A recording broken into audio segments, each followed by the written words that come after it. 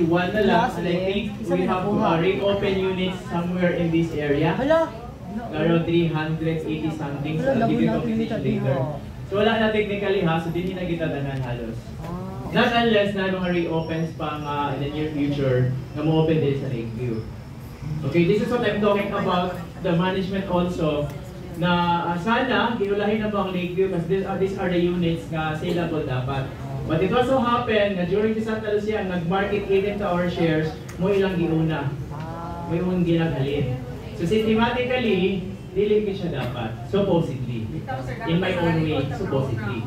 Dapat maulayin din natin. However, ang advantage po tala is because we're pushing also house and lot, katong mga gagmay nga lote, dili po kayo nga nakataas ang price. Kaya kung dili magtukod og house and lot, dagko na po kayo ang lot price, mutaas po ang house price, ang house and lot package po na ang presyo. Okay? So again, 120 makita din here, and we also have 150 din nga part, so somewhere 200 din nga area. So ana na lang ang atong inventory as of the moment. Now the price would increase on November 1 around 500 pesos per square meter. Yes. Okay? So muna atong current price right now for the upper part, and then the lower table will be the price up to November 1. No extensions namin. Mahal na kayong palaliton karon. You can take pictures para natin sa namin idea. So matter of 500 ang increase per location kung asa dapat siya classified. Color coded yapon. Wala naman kay Lakeview. Lakeview? Wala na.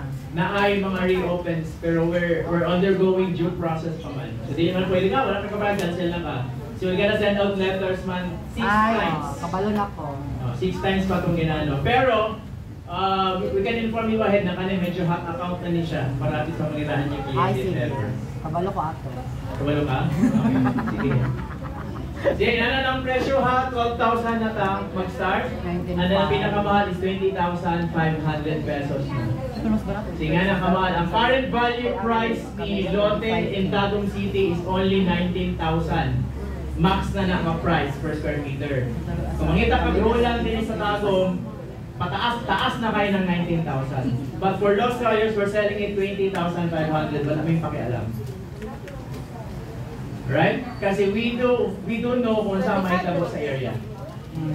Okay? So here's the computation po nato for the lowest lot cuts nato 120 square meter. Okay, October 1 kanyang presyo. On the other column is November 1 ingana ng price difference. So if you've noticed, dili sa miscellaneous fee 6.5% pa lang karon. And then we're gonna add up to mark up to 10% ingana ng miscellaneous. 128. So see the price difference, medyo nanay effect. Sakit na sa bulsa. Pag abot din sa 24 months, 11,000, magamay siyo. Pero kung tanaw niyo bulk ang miscellaneous fee, dapat naging siya. Pero this is the actual computation nato sa processing fees ha. For Santa Lucia, again, balikan ako, 6.5% sila, ilang waive ang sum of the fees, sila ang gabayan. Okay, sa amo, is i-increase na namo para safe na win-win situation. Pwede nyo ni-picturean, pwede nyo i-send sa inyo yan. Nagana cascade this sa GC, i-picture na ko para ma-send nyo sa kliyente. Ma'am, ang price na ito para is kini. November 1 mo na niya siya. Okay, from 11,000, never 1,000. 1,000 na muna. Okay, 1,000 still 1,000. Okay? Take note, dili na yung isa pamilyon ang kwarta kung kulang o piso. Yes. Diba? That's the idea. Kailangan i-transfer na ito sa mga kliyente. Increase is still price increase. Diba? Ang 1,000 naman hindi mo nga naka-add-on din sa property, so palit na rin sa kasama mo bugas, right? So inana ang atong pag-cascade sa atong client ba? Instead nga ang 1,000 na i-add up pa rin mo kung mag-invest mo after November 1, katong 1,000, ito pa mo yung magamitan na itong alliance supposedly. And then we're talking about 120 lots cuts na Lakeview lots, ha? Minimum lang na siya. So I also have computation here sa 150. Kapag 150 ang lot cuts, non-Lakeview still, 14,700 and 15,000 ang monthly din niya after November 1 or November 1 per se. So 15 years naman yung computation. So pwede naman ta 25 years tama? 16 na to siya 25 years, mas magamay ang iyong monthly. Monthly amortization na sa bank. Now, ang hatag sa amo ni BPO is 2018 ni. So after na siya appraisal, pag matukod ang mga model houses, BDO will offer us 1585. Sinana mo na siya. So wala pa akong give background when it comes to real estate as Iholan. So pag makita na nila na yung model house, i-appraise nila, they're gonna give us 15% and 85% ang loanable na sa BDO. Mas kuhaan lang siya pag 15. So i-reconstruct na lang nila ito. So katong 20% na nagbayad sila sa equity in the 24 months, i-reconstruct na natin, 15% na lang tayo ito. So there will be reconstruction of payments. However, kung sa price increase mag-take effect this November 1, that's the price na. Yes, 180, napakay 180 ang Lakeview. Muna po din yung computation niya.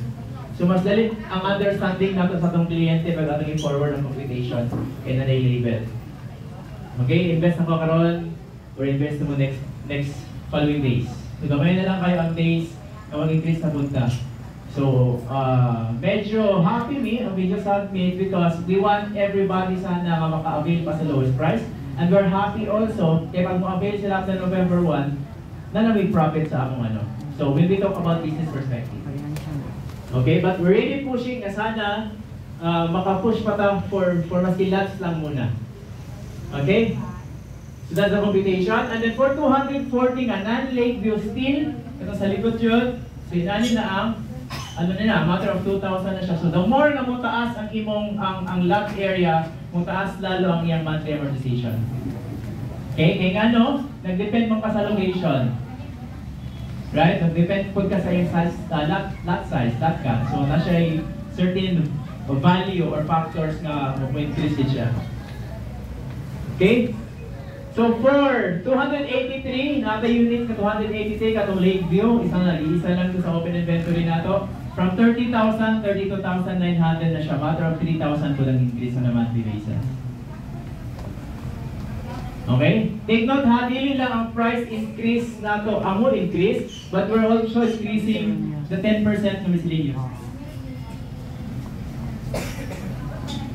Mga ito i-highlight sa itong client ha. So 366, we have 366 na soon to open sa Lakeview. Muna na yung value. 39,000 night karon and then 42,000 na sa November 1. For lakefront naman nato na 300. So yung ana yung value medyo taas na 3,000 something. O 3,000, 2,000 something. Yeah, 300, 19,500 na siya on November 1. So mag-take effect na siya, wala na siya extension. However, for our house and lot packages, we will not imply price increase for the first additional 5 buyers only. Okay? Pag November 1, daily mag-price increase ang atong lote kung house and lot package ang kuhaan for the first 5 buyers starting November 1. So pag sa mi 1, 2, 3, 4, 5. Nagsa mo? O close na. Increase na. Increase na. Okay? So still the price of the lot is more lang yapon. Okay, for the first 5 buyers ha, walang yapon yung presyo for area and then also for Luna. After that, we're gonna take effect dito sa price increase kung pila ang value sa lote. Wala pa may nag-increase sa among house price. Maybe soon. Maybe soon. Mag-increase kami sa among house price. Kaya mo na siyang ang 5.9 million nato na area will soon become around 6.2 na dahil. Diretso. Ganda. Okay, for Luna naman,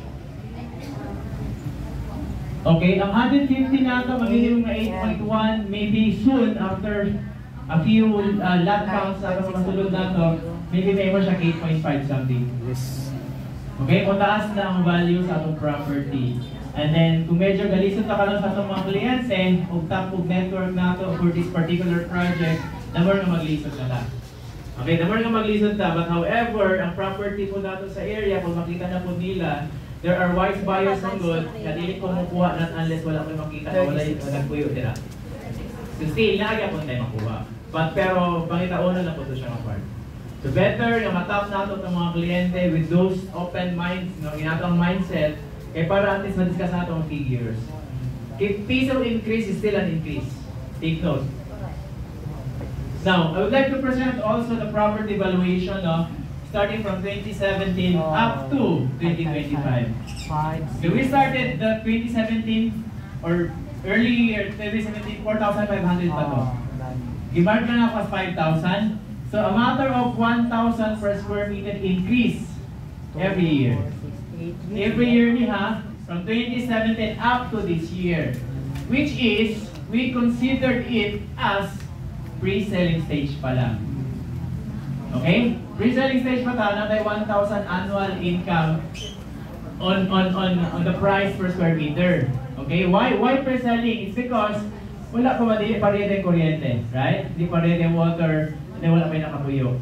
Now next year, I believe so, nakanang 1,000, mahimo na lang 2,500 increase annually. Okay? The best time really to invest is karon nga napa siya sa max pre-selling stage up to this year 2024. Early next year, ang tubo sa property ana would be around 240, double na siya. 240,000 or even more, Okay? Klaro? Yes. Klaro ang increases? Yes. Pero nag-uol man. Nag-uol kayo, mag-listen tag pangita o client? Di man? Ah, dili? Dili. Yes. Sold out yan, sold out. Masold out. Yeah. So I believe so naman kapag natin model houses, makatabang rin siya. So karon medyo galison, medyo struggle lang in tapping the right market. Especially that SM really is na naputin ha. So pwede rin siya, makatabang na po siya kung market po din sa area. Okay, pag nanay makita dito, most likely. Pero this one is ipakita lang nato ang property valuation niya since the time began of Los Rayos. So katong babakahan pa na siya, wala pa na yung mga semento din na up to the moment. Nga na may nakita dito. Okay? Clear? So going to my last slide, pag mag-reserve mo until Sunday, you're gonna have a buffet lunch sa HERR for 2. Okay? This is on top of the incentives na ating ginahatag ko to. And then we're gonna extend also the 120,000 discount up to Sunday lang. Sunday. 120,000 outright discount sa atong lote na 200 square meter pataas steel. Okay, this is papahabol benta lang para at least mapukaw na po sila. Uy, this is a once in a lifetime opportunity. How many days lang akong ihatag? 25, 26, 27 until Sunday lang, 2 days lang. So if I were you, for those clients ninyo na natak na niyo before and baliwala mo, isend lang sa iya. Ma'am, ang value of the offer sa inyo before, inginani. Na by November 1, inginani na po siya. Kung hindi mo pansin nun, leave it that way. Okay? Ayaw mo pagkaskas. Right? So gi-offer man mo, meaning, ang selling actually is really helping man. Okay, ayaw mo na you're selling, tapos madawan mo, ay, stress. Kina-down ko. Okay? It's a matter of you are helping them, pero ginifuse nila, matabangan din sila. It's not my loss. Tama? So yeah, again, extended siya after October 31 lang. Ay, October 31 pala, sorry. Ang atong promo. And then, ang sales na to is until this Sunday lang. Nga naman buffet po. lunch for 2. Magwa kong dumasupat na yung buffet lunch. Nga nung Sunday naman po down na. Ha? Nga, dili ako to 31. Sunday mo ba ng buffet na schedule? Ay, mao. Pagka next Sunday din. Wala sa Vikings dahil me. Sige, sabay na ako sa 31. Sige, sabay na. Yeah! Kalising lang sa awan ko. Sabay na sa 31. Sige, I'll take an approval. Para natin yung buffet lunch for 2 lang. Wala, hindi kami mag-demand kaya makahalin. Questions? Final reaction to pricing? Yes. Wala, mahiwag hapon. Wala? Parehas na tanang na wala yung may himo sa price increase. That's it. Okay, fair and square. Wala tayong may himuhana. That's the value na naka-flat na daan. But again, I'm just here to remind you guys kung sakit ang value. Nga ka na mo add-on nga value, baliwala lang magod-agod. Okay? Baliwala lang na sa future. Sa future pa nga mahimong value anang property. Pero what I'm telling you guys, sana ma-translate natin sa ating mga prospects na better kumukuha sila o mas mababa. Kaya nga mas mataas ang profit nila, ang ilang ROI. To the point na ang ilang ROI is muna itong bubayad dito sa ilang i-invest sa ilang property. Recycle lang siya. Okay, it's a matter of time.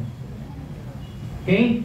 The only thing that we could help you is the promos na may hatag sa inyo, and then uplifting sa among monitoring dito sa project updates nato para mapa-fast track nato and then para natin magamit. Okay, we really want nga mag-activity na kita sa site. We really want, but as much as our desire lagi, ang kuryente and water dili na mag-full control. So we have aligned na mga activities for the area para sa site nato, kaya para matabangan tatanan. Okay, however, there's something dili na mo out of our control. Okay? Ano ba kayo kami? Sa Celesta ka? Ano po ito? Di ba? I mean, like, okay na ang pool, okay na ang clubhouse, pwede mo na mag-Olympics dito. Yes! Diba? Pwede na buffet dito. Dito ba? Pwede na pupunti sa swimming dito. Yes! Kailangan 5 hours na yung tunga para na i-preview. I mean, like, inaalas, so sobrang ma-enjoy natin. Again, no? For all developments po sa akong nahibawaan, nagtukod na silang balay, na yung mga community, daghan na kayo nagpuyo, but then wala pa ang clubhouse. Malaki sa man na. Okay?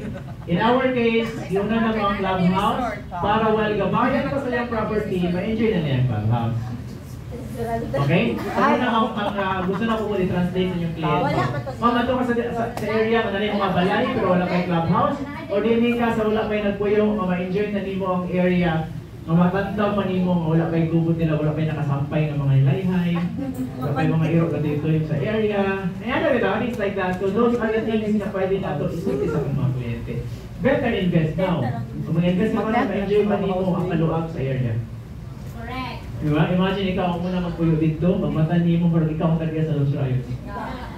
Enjoy nimo 37 hectares. So that's the point of view, that's the POV na pwede natin isuti sa mga kliyente. Na pagkikigwardya 24/7. Diba? Wala silingan. Wala may silingan. It's okay. Magay advantage wala pa kay silingan. Away from hustle and bustle, di ba? Trabaho ka din sa city, pag abot dito relaxation, relax. So parang work-life balance. Yan na. Okay? So again, thank you guys sa inyong support na. Mind you guys, price increase is coming na dyan. So 5 days na lang. We still have time to push kung sa itong mga kailangan pa nato nga i-close yung mga deals. Balikan nato itong mga kliyente nato nga gibaliwala lang ito before, ma'am. This is the price right now. Pagdili mo kuha karon, yan in the next few years. So ang increase, imong kita is 120,000 annual karon. Next year is 240,000 na. Kung mukuha ka karon, pero kung next year pa ka mukuha, ma'am, dili nga nakadakuha ang ROI. So those are the investment side or the business side nga atong i-discuss atong kliyente. Okay, pagsultihan niyo yung kliyente about sa ilang kitaon, sa ilang investment, sa ilang ipagawas ng kwarta, mas interesting sila maminaw. So dili lang ang project, kaya nga naman, mag-development mo sa project pa, mahapit na kayo, gamay na naging kaayo. So might as well incorporate nato kung pila yung ilang kitaon. Kung dili lang ang project ang nilang ipalit, kung dili ang lifestyle ang dili mabayad ng millions. Okay? So thank you so much sa inyong time. I think wala tayong questions.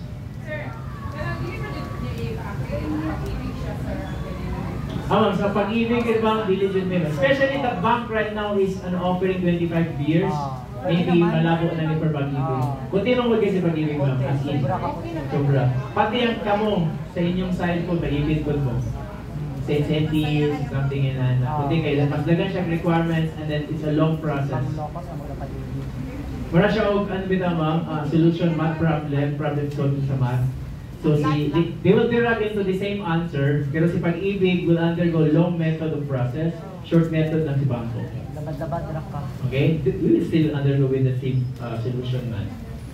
Okay? So again, individual filing ma'am, ang mindset mga sa mga tao, sa kliyente, ay gabayad ko pag-ibig, kailan ako gamiton. Tama? Kung gamiton kita nila ma'am, if they will just na gamiton nila, we will help them. We will help them.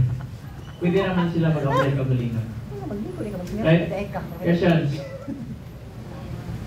Various reactions, ma'am. Question si ma'am dito, no? Ang sagot yung question, ma'am, sorry. Alien na sila technically sa Pilipinas. So na sila nagpuyo sa gawas, nag-migrate na, dito na sila, sinisi na sila dito to other country na. So pwede ba sila, allow ba sila mabalik din eh? That's the question. Ang question is pwede. Okay, naturally born Filipino citizen na sila. Pwede siya pero mag-out of allegiance, di ba? Mag-out of allegiance pa. Yeah. For as long as wala pa lang sila property din niya more than 30 hectares, pwede ba silang Pwede ba? mag-vote? Kay Filipino na. Gets? So ay magkabalaka ka na nasa abroad, ay citizen naman ko dito, pwede ka makuha man, Pilipino mo kapag anak. Pila man ka hektarya yung property ka ron, ay mga nasa 35 hectares na, mama na 20 square meter ang Los Rayos mo, pwede pa ka makuha. Gets? Questions? So katong mga kliyente nato before na nag-in-house na, we're gonna push you guys sa bank financing na dyan para win-win situation ta. Okay, aside sa 14% na among interest rate sa bank sa in-house, 8.5% fixed rate sa bangko 5 years tama. Tapos succeeding tayo na nilang interest rate. Plus pag mananile of guarantee sa bangko, bayaran na ni automatically ni bangko with your incentives. So win-win ta. Kaysa in-house pa, mga kanang remaining 80% kailang in-house, tingi-tingi pa na mo makuha, dili na mo makuha pa. Do you get the point? Yes. So that's why, pag natin kliyente, push yun natin sa bank financing. Okay? Now, worst case na lang, pinaka-worst na lang, kung delicate kaya because of the documentations, kulang sila, na sila estima, or whatsoever, hindi na kung declare sila husband, hindi na kung sila wife, hindi nila ihatag sila someone special, pwede na natin downfall ang back in-house penalty. Wala tayo no choice na nakapart. Pero as long as kaya pa nato mag-provide, kaya pa nila mag-provide ang mga documentations na kailangan ni bangko, i-push na to ang bangko. Think of the incentives for that. Right? Okay? So for our next clients, I'm expecting na sana bank financing na tayo. Tagalog na namo sa among support documentation ng in-house. But you know guys, you're not the in-house. Okay? Kabalo mo nga na in-house, dili lang nato pakita sa kliyente. Para mawala ang ilang options to do the in-house financing. Para matabangan mo na mo, magbangko sila, and then at the same time, win-win ta. Mabayaran din buo sa 80%, makuha na yung incentive reduction. Kaya kung mag-in-house financing mo, wala ko incentive sa clear? So thank you so much for time, and hopefully, magkita ka next Monday, Tuesday maybe, para sa inyong mga reservations. Okay, I'll be out in your site around Wednesday na padulong sa Sunday. Kaya na ako'y mall tour, contract sign. Hala! Artista. Dito, so I'll be present until Tuesday ha. Pero it doesn't mean na wala ako sa office until Tuesday. Wednesdays and Thursdays hindi na umati man. Ay, mag-Asia tour mo po din. Okay? Claro? So pag na may mga kliyente na briefing tomorrow, tapos afternoon ng briefing, tapos kabalo na mga mag-reservation, you tell me tomorrow morning anihan na mo din sa ako. Even Sundays, I'll give my time on tomorrow until Sundays. Inform lang po ahead. Tomorrow. Para hindi ko maipit sa akong travel time. 2 hours ang travel from Davao to Tagum ha. Kung namin mga briefing, inform ko mga 3 hours. Ay, dili jud, prepare dapat- pa ko. Kaya basin Monday ko 3 din minutes yung na huli yun. ko. Live po kayo. Ay, dili dyan, 3 minutes na yun. Ha? Hindi ko charge siya. Ma'am, pwede ko matawag. Pwede kayo. Wala problema sa reservations na tawagan na ito na anytime. Okay, kaya pwede naman ta online sa atong Gani, ano. all yan talaga. Okay, i-practice naman nato nga ay kailangan mato pa sa office ayaw. Anywhere, pwede na mag-research sa atong kliyente. Just tell me. Okay? So again, kato mga prospect nato, malikit na tanan, tell them, kaya hanin na ang mahitabo dito sa area, hanin na ang presyo until November 1. Mag-pricing case na sa. Sige ba? Akong ano karon. Sa Google Drive. Okay na na? We're good? Yes, sir. Salamat kayo and mabuhay. Ay, harap ulit!